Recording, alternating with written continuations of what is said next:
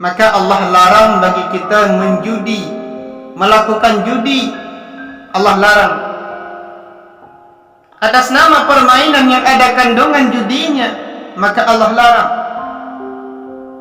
Dan ingat bagi kita yang buka warung-warung kopi, yang sediakan tempat fasilitas untuk judi, walaupun diri kita tidak melaksanakan judi, karena sediakan tempat, kita akan mendapatkan dosa dalam pandangan Allah Subhanahu wa ta'ala. Maka 5 perkara ini merupakan perkara yang paling kita anggap penting dalam tubuh kita. Karena mengapa? Karena setiap kita selalu dalam berbaur 5 perkara ini. Kita kemauan kita agar tubuh kita sehat. Kita kemauan kita agar harta kita terjaga. Kita kemauan kita agar kehormatan kita terjaga. Kita kemauan kita agar diri kita terjaga. Kita kemauan kita agar harta kita pun terjaga. Dan itu semua akan kita dapati dalam agama Islam itu sendiri. Maka bila ada orang yang berkata, apa itu Islam? Bila ada orang yang berkata Islam itu tidak relevan dengan zaman sekarang, itu kata-kata demikian adalah kata-kata orang yang dungu, yang tidak pernah mendalami Islam itu sendiri. Wallahu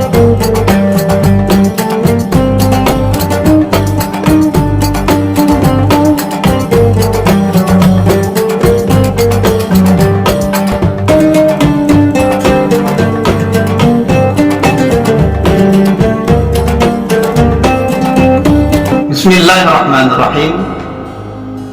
Assalamualaikum warahmatullahi wabarakatuh. Islam merupakan agama rahmatan lil alamin. Maka bila berbicara tentang Islam, Islam ini merupakan agama yang unik dan masuk dalam pemikiran kita ketika kita memandang secara zahiriyah ataupun batiniyah. Mengapa demikian? Dikarenakan dalam undang-undang yang terkandung dalam Islam itu punya perkara-perkara yang menjaga diri kita terutama dan akan menjaga orang lain. Maka ketika Islam datang kepada pemeluknya, maka pemeluk tersebut akan terjaga 5 perkara untuk dirinya dan untuk orang lain. Apa saja perkara tersebut? Yang pertama, kedatangan Islam akan terjaga akal. Apa pengertiannya? Allah perintahkan bagi kita untuk menjaga akal, dan Allah larang bagi kita untuk merusak akal kita. Tak kala ada perintah dan ada larangan untuk merusak akal, maka hal-hal yang dapat merusakkan akal pun Allah larang terhadap diri kita. Maka hal yang dapat merusak akal adalah narkoba. Hal yang dapat merusak akal adalah ganja. Hal yang dapat merusak akal adalah meminum minuman keras. Maka hal yang demikian dalam Islam pun dilarang. Dalam agama Islam, minuman keras dilarang, ganja dilarang, narkoba dilarang. Kenapa demikian? Karena perkara-perkara ini adalah sesuatu yang dapat merusak akal manusia. Tak kala hal-hal yang dapat merusak akal, maka Islam melarang hal yang demikian. Kemudian yang kedua, kedatangan Islam kepada umatnya akan terjaga hifdzul din, terjaga agama. Apa makna terjaga agama?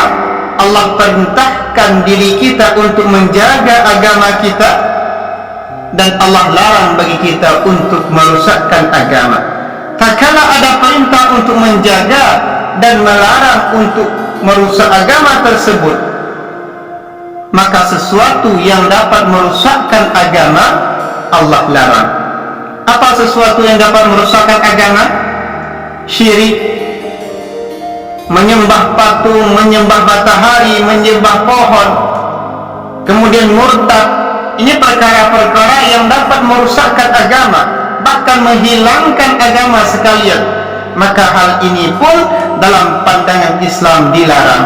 Kita dilarang murtad, kita dilarang syirik, kita dilarang sembah patung, kita dilarang sembah matahari, karena hal-hal yang demikian adalah perkara-perkara yang murtad.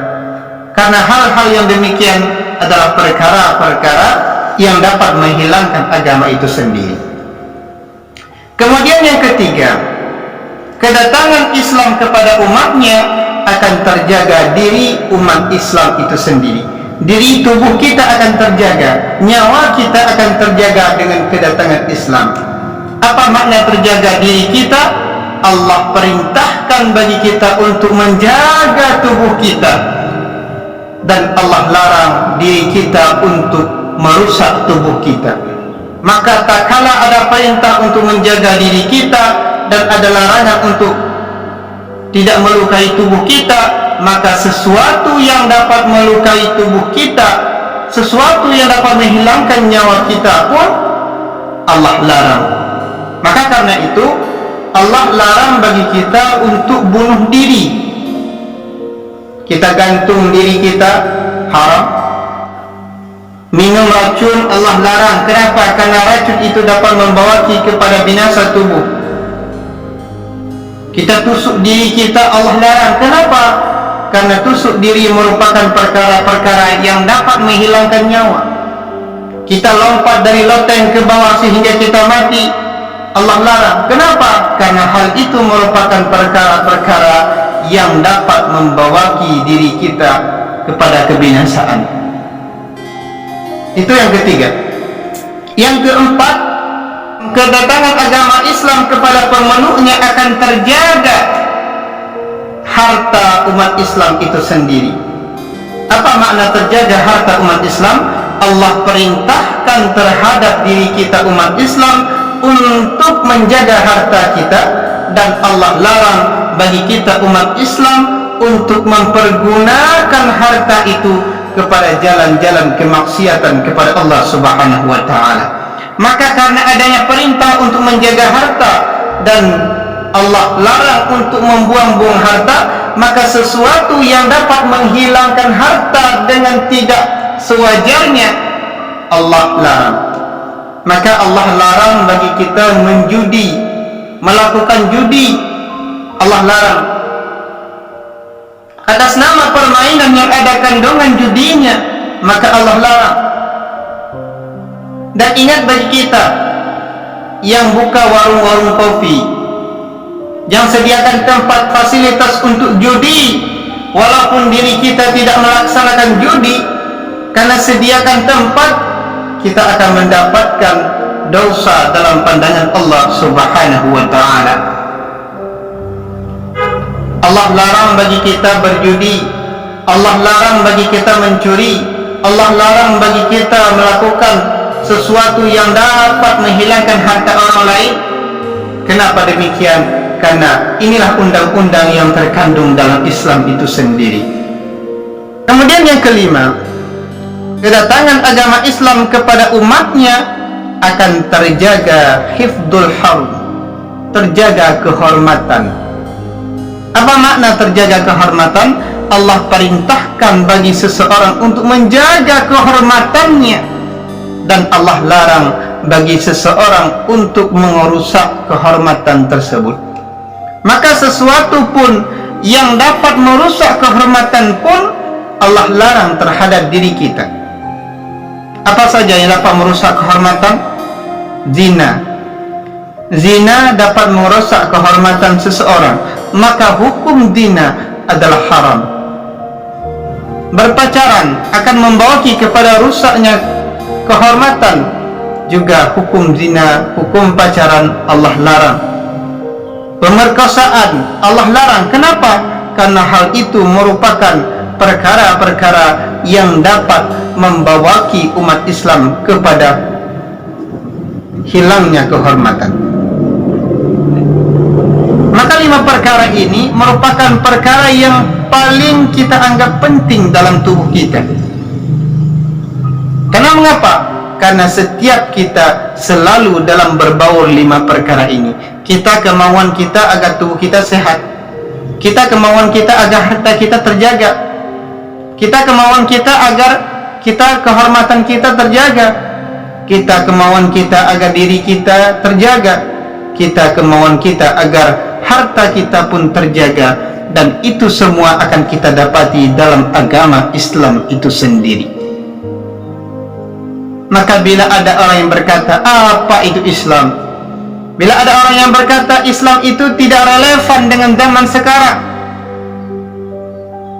itu kata-kata demikian adalah kata-kata orang yang dungu, yang tidak pernah mendalami Islam itu sendiri. Wallahu a'lam bissawab. Assalamualaikum warahmatullahi wabarakatuh.